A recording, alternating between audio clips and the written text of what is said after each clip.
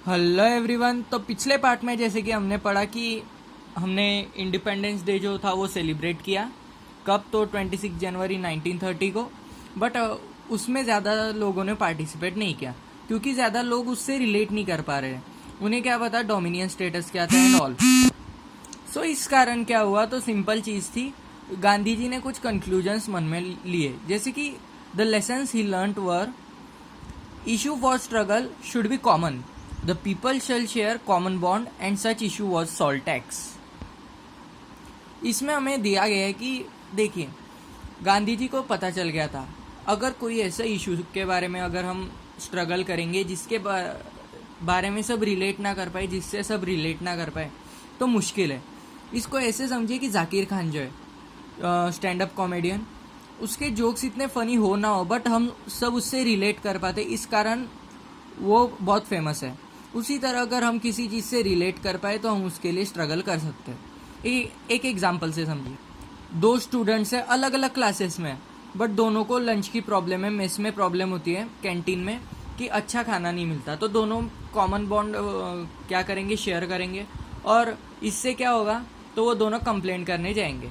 समझ गए। बट अगर एक स्टूडेंट है जिसको पीटी टीचर से प्रॉब्लम है, वो उसे खेलने नहीं देता जैसे मुझे, और एक स्टूडेंट है जिसे लंच की प्रॉब्लम है, तो वो अलग अलग चीज़ों के लिए साथ में जाके थोड़ी ना कंप्लेंट करेंगे, राइट।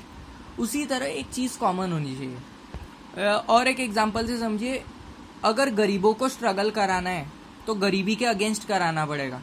आप ऐसा नहीं कहोगे कि मोबाइल डेटा, सॉरी हम कहेंगे इंटरनेट की स्पीड स्लो आ रही है तो गरीबों से आप स्ट्रगल कराओ, नहीं। उसके लिए आपको ऐसा इशू निकालना पड़ेगा जिससे वो रिलेट कर सके, और ऐसा इशू था सॉल्ट टैक्स। सो सॉल्ट टैक्स कैसे एक इशू था, तो देखिए, salt is a common ingredient consume by rich and poor equally. देखिए, कुछ चीज़ें ऐसी है जो आपके इकोनॉमिकल स्टेटस के इररिस्पेक्टिव आपको लगती है, जैसे कि ऑक्सीजन, पानी, हवा और सॉल्ट। सॉल्ट मतलब आपके फूड का एक बहुत इंपॉर्टेंट इंग्रेडिएंट होता है, क्योंकि कोई आप जनरली जो सब्जियां खाते हो उनमें सॉल्ट यूज़ होता है। तो गरीब हो या फिर अमीर हो, तीन चीज़ों की रिक्वायरमेंट जनरली लाइफ में होती है, रोटी, कपड़ा, मकान, राइट। तो रोटी के लिए सब्जी तो चाहिए ना, सिर्फ रोटी से थोड़ी ना काम चलेगा। तो सब्जी में जो डाला जाता है उसे नमक कहते हैं। And that salt is basic ingredient, common ingredient use, और दोनों कंज्यूम करते हैं, रिच हो पुअर हो। And poor found it difficult to pay salt tax, reason was economic depression. तो क्या हुआ, जो गरीब लोग थे वो सॉल्ट टैक्स भरने में मुश्किल फील कर रहे थे। क्यों? क्योंकि देखिए, पहले इकोनॉमिक डिप्रेशन आ चुका था। ग्रेट डिप्रेशन जिसे हम कहते हैं, वो कब से कब तक था, तो 1929 से 1935 तक। तो उस वक्त में क्या हुआ था, लोगों की अर्निंग बहुत कम हो गई थी और अनएम्प्लॉयमेंट इतनी बढ़ गई थी कि लोग मतलब सर में वो हम कह सकते हैं बैनर वगैरह डाल के घूम रहे थे कि काम दो वगैरह। तो इस कारण क्या हुआ, तो लोगों के पास पैसे ही नहीं थे खरीदने को, तो वो ये टैक्स कहाँ से भरेंगे, मतलब चीज़ें खरीदने के पैसे नहीं है तो टैक्स तो दूर की बात हो गई। तो इस कारण क्या हुआ, तो लोगों को प्रॉब्लम हो रही थी अपनी फूड कंजप्शन की नीड्स कंप्लीट करने के लिए। And tax on salt and monopoly on its production is the most oppressive phase of the British rule according to Mahatma Gandhi. तो अगर आपने देखा कि ये पॉइंट्स आपने देखे कि पुअर जो थे उन्हें प्रॉब्लम हो रही थी, और सॉल्ट की नेसेसिटी हमने देखी कि गरीबों अमीरों सबको लगता है सॉल्ट। तो इस कारण क्या हुआ, तो दो चीज़ें देखी गई कि टैक्स ऑन सॉल्ट, जो सॉल्ट टैक्स हमने कहा वो, और monopoly and it's on its production. Monopoly का मतलब क्या होता है, किसी चीज़ के प्रोडक्शन पर सिर्फ अपना हक होना। मतलब ये ऐसा है कि अगर आपके एरिया में कई दुकानें हो, किराना दुकान, और उनमें से एक ही चलती हो, तो वो हम कह सकते हैं it has established monopoly in that area regarding the production of goods और द सेलिंग ऑफ गुड्स, ऐसा हम कह सकते हैं। मतलब इससे इजीली आप याद रखिए कि ब्रिटिशर जो थे सिर्फ वही सॉल्ट को प्रोड्यूस कर सकते थे। हमारी इंडस्ट्रीज, हमारे लोग, हम सब सॉल्ट को प्रोड्यूस नहीं कर सकते थे, वो ब्रिटिश ही प्रोड्यूस कर सकते थे और वही बेचते थे उसको टैक्स लगा के। And this was the most oppressive phase of British rule, क्योंकि हमने देखा सिग्निफिकेंस क्या था, और इस कारण अगर ये चीज़ें हो रही है तो मुश्किल हो रही थी लोगों को सर्वाइव करने के लिए। तो क्या हुआ, ये कंक्लूजन एंड ऑल कब निकला, तो 26 जनवरी से लेके 31 जनवरी के बीच। ये ऐसा था कि गांधी जी ने सोच विचार किया और उन्होंने कंक्लूजन्स लेसन सीखे। तो 31 जनवरी 1931, 31 जनवरी 31 जनवरी 1930, इस वक्त क्या हुआ, तो गांधी जी ने एक लेटर लिखा वाइसरॉय आयरविन को। उसमें 11 डिमांड्स दी गई थी, जैसे कि removal of salt tax, demands of different groups and few other demands.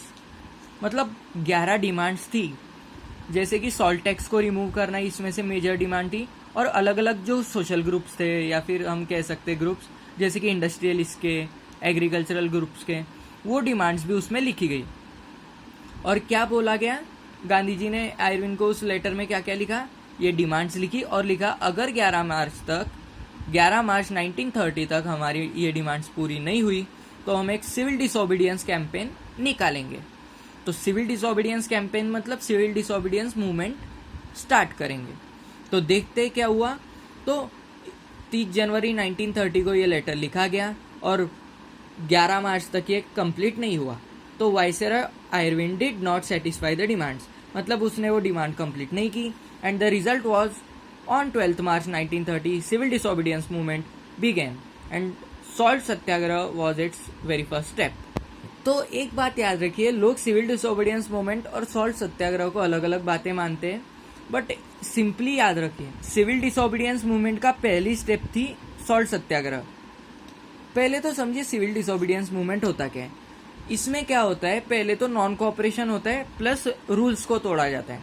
Means in civil disobedience movement Indians were required not to cooperate with Britishers and they have to break the laws too, break the colonial laws too. मतलब non cooperation भी और laws को तोड़ना भी। Non cooperation और civil disobedience movement, दोनों movement में क्या फ़र्क था वो हम बाद में देखेंगे, बट इतना याद रखिए civil disobedience movement salt march के साथ स्टार्ट हो गया था और सॉल्ट सत्याग्रह जो था मतलब वो उसका पहला स्टेप था। तो 12 मार्च 1930 को क्या हुआ तो वो देखते। तो देखो on 12 March 1930 Mahatma Gandhi with 78 trusted volunteers started March from Sabarmati आश्रम। तो 11 मार्च तक उनकी डिमांड्स कंप्लीट नहीं हुई और गांधी जी ने जैसा बोला था वैसे सॉल्ट मार्च शुरू कर दी। सॉल्ट मार्च में क्या हुआ था, तो साबरमती आश्रम जो है उनका कहाँ पे है, तो गुजरात में ही है। तो वहाँ से दांडी तक वो चले गए। तो अब इसे याद रखिए कैसे, तो 12 मार्च 1930, 11 मार्च तक डिमांड्स कंप्लीट नहीं हुई, तो 12 मार्च को जल्द ही उन्होंने 78 ट्रस्टेड वॉलंटियर्स मतलब उनके जो 78 ट्रस्टेड लोग थे उनके साथ मार्च शुरू की। मतलब वो हम कह सकते हैं पैदल यात्रा उन्होंने शुरू की साबरमती आश्रम से और फिर 6 अप्रैल को वो दांडी तक पहुंचे। दांडी एक कोस्टल रीजन है कहाँ का, गुजरात का। और कोस्टल रीजन का मतलब वो पानी मतलब सी वगैरह ओशन वगैरह के पास है। और इससे हमें फ़ायदा क्या हुआ, मीन्स इसका सिग्निफिकेंस क्या था, तो ये कोस्टल रीजन में मतलब इसके बॉर्डर पे ही क्या था, तो ओशन था, सी थी, मतलब दोनों अलग अलग चीज़ें होती है बट आप सी कंसिडर कीजिए। तो सी था तो क्या हुआ, वहाँ पे जाके गांधी जी ने सी वाटर को बॉईल किया। सी वाटर को आपको पता है समुद्र का पानी खारा होता है, क्यों होता है, क्योंकि उसमें नमक होता है और अगर आप उसे बॉईल करोगे तो आपको नमक मिलेगा। सो ही बॉइल्ड सी वाटर, मतलब बॉइल सी वाटर मतलब आप समझ लो बॉईल करना, उबालना। तो सी वाटर को उबाला और उसमें से सॉल्ट ऑब्टेन की, क्योंकि अगर पानी उड़ रहा है तो सॉल्ट जो सॉलिड फॉर्म में रहती है वो बच रही है। और इस जर्नी में क्या हुआ था, तो वो 240 माइल्स चले थे फॉर 24 डेज और मतलब 10 मील पर डे, एक दिन में 10 मील चले थे सब लोग, जो 78 ट्रस्टेड वॉलंटियर्स थे और गांधी जी थे। तो इससे क्या हुआ, सॉल्ट मार्च किसका पार्ट था, सिविल डिसोबीडियंस मूवमेंट का। मतलब salt march was the first step of civil disobedience movement. जैसे कि हमने देखा था surrender of titles non cooperation movement का स्टेप था, उसी तरह ये इसका स्टेज था। और इसका इफेक्ट क्या हुआ, inspired by Gandhi ji, people around the country started to boil sea water to obtain salt.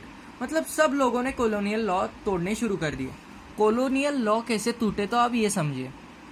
C water को बॉईल किया और सॉल्ट ऑब्टेन की, और हमने पहले क्या देखा कि सॉल्ट पर टैक्स भी हैं, और सिर्फ ब्रिटिश के पास मोनोपोली है किसकी, तो इसकी प्रोडक्शन की। मतलब ब्रिटिशर्स के अलावा कोई इसको ऑब्टेन नहीं कर सकता। बट फिर भी गांधी जी ने सी वाटर को बॉईल करके इसको ऑब्टेन किया, मतलब कॉलोनियल लॉ को तोड़ा। समझ रहे हो? तो इस कारण क्या हुआ, तो कॉलोनियल लॉ टूटा और नॉन कोऑपरेशन मूवमेंट के साथ एक और पहलू जुड़ा जो था कॉलोनियल लॉज का ब्रेक होना, और जिसे हम सिविल डिसोबीडियंस मूवमेंट अब जानते हैं। जैसे कि सॉल्ट मार्च, फिर से एक बार रिकैप करते हैं। इन salt march what happened on 12 March 1930, Mahatma Gandhi with his 78 trusted volunteers started to walk from Sabarmati Ashram and reached Dandi on 6th April 1930, and there he violated the colonial law by boiling seawater to obtain salt, and the people got inspired by this and they also started to boil seawater for obtaining salt in different regions of the country. ऐसा याद रखिए। तो आपको salt march पूछा गया, salt सत्याग्रह पूछा गया, तो आपको यही लिखना है। बट उसके बाद और एक चीज, छोटी सी चीज देख लीजिए, रोल ऑफ वुमेन। वुमेन जो थे उनका भी बहुत इंपॉर्टेंट रोल था किसमें, तो सिविल डिसोबीडियंस मूवमेंट में। याद रखिए नॉन कोऑपरेशन मूवमेंट में ज़्यादा पार्टिसिपेशन नहीं हुआ था वुमेन का, बट सिविल डिसोबीडियंस मूवमेंट में बहुत पार्टिसिपेशन हुआ था। कैसे? सो दे एक्टिवली पार्टिसिपेटेड इन सॉल्ट सत्याग्रह। देखिए सॉल्ट सत्याग्रह सिविल डिसोबीडियंस मूवमेंट का एक अहम हिस्सा था, और उसमें वुमेन ने बहुत एक्टिवली पार्टिसिपेट किया। पार्टिसिपेट कैसे किया? सो they used to sit and listen Mahatma Gandhi whenever he spoke during march। मतलब अब आप सोचिए 10 मील एक दिन में चलना, वो लगातार तो नहीं होगा, राइट? याद रखिए 1 माइल 1 किलोमीटर से ज़्यादा होता है, तो 10 मील मतलब 10 किलोमीटर से ज़्यादा होगा। मैं आपको स्टैटिस्टिकली नहीं बता रहा कितना होगा, बट याद रखिए। तो सोचिए 10 किलोमीटर से ज़्यादा एक दिन में लगातार चलना मुश्किल है कि नहीं? तो बीच बीच में जब भी रेस्ट लेना हो तो गांधी जी अपनी स्पीचेस डिलीवर करते थे, और उनको सुनने के लिए वे तो चाहिए ना। अगर सोचिए कोई स्पीच दे रहा है और कोई सुन ही नहीं रहा तो क्या फ़ायदा है? उसी तरह गांधी जी अगर स्पीच दे रहे और कोई ना सुने तो क्या फ़ायदा है? इसलिए वुमेन जो थी, औरतें जो थी, वो अपने घर से निकलकर महात्मा गांधी जी की स्पीच सुनती थी नीचे बैठ के ज़मीन पे। जैसे कि रिच वुमेन फ्रॉम विलेज, जो अमीर औरतें थी विलेजेस के, गाँव की अमीर औरतें स्पीचेस सुनती थी किनकी, तो महात्मा गांधी की। और जो हायर कास्ट की जो औरतें होती थी सिटीज़ में से, वो भी सुनती थी। और याद रखिए उनका ये पार्टिसिपेशन बहुत अहम साबित हुआ था, क्योंकि ये एक ऐसा टाइम था जब वुमेन का जो हम कह सकते हैं उनकी आइडेंटिटी जो थी उस पर बहुत सवाल उठते थे। मतलब उनको उनके एजुकेशन से रिलेटेड, मैरिज से रिलेटेड, सती वगैरह बहुत सी चीज़ें थी। और महात्मा गांधी जी का भी व्यू अलग ही था कि महात्मा गांधी जी क्या कहते थे कि उनको अच्छी बीवी बनना है और घर की देखभाल करनी है। मर्दों का काम क्या है? कमाना, बच्चों के एजुकेशन के लिए पढ़ाई खर्चा करना, मर्दों के एजुकेशन के लिए पढ़ाई खर्चा करना, और वुमेन का काम क्या है? बस बच्चे संभालना, चूल्हा चौका संभालना। तो इस कारण थोड़े थोड़े चेंजेस होने लगे सोसाइटी में। इस पार्ट में इतना ही। अगले पार्ट में हम पढ़ेंगे कि challenges faced by non civil disobedience movement and calling off civil disobedience movement. So I hope you loved the video. Keep watching, keep liking, keep subscribing. Thank you.